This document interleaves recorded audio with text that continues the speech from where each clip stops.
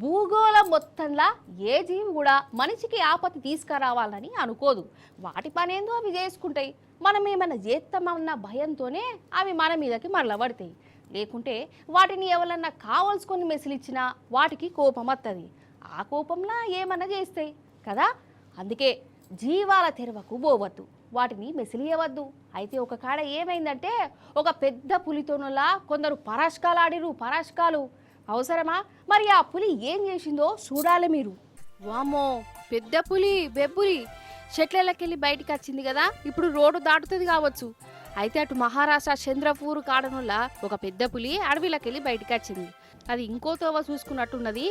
ఇక రోడ్డు మీదకి వస్తుంటే ఎక్కడికక్కడ కార్లు బస్సులు ఆగిపోయినాయి. జనాలు కూడా ఉన్నారు. కానీ పాపం ఆ పులి మంచిగా ఉన్నట్టున్నది, ఎవ్వరిని ఏం చేయలే. మరి జనాలు కూడా చుప్చాపుగా ఉండాలన్నా అద్దా?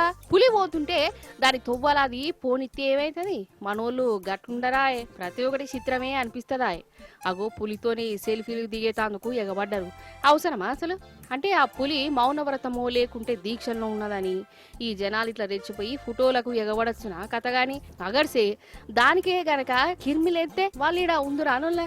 ఇగో గిట్లున్నది తమాషా. ఇట్లా సెల్ఫీలు తీసుకుంటే ఇప్పుడు వీళ్ళకేమొచ్చింది?